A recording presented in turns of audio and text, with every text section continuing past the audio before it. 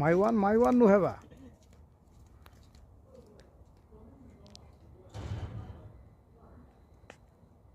আসসালামু আলাইকুম প্রিয় প্রবাসী ভাইয়েরা, নতুন বছরে নতুন একটা নিউজ নিয়ে আসলাম আপনাদের সামনে।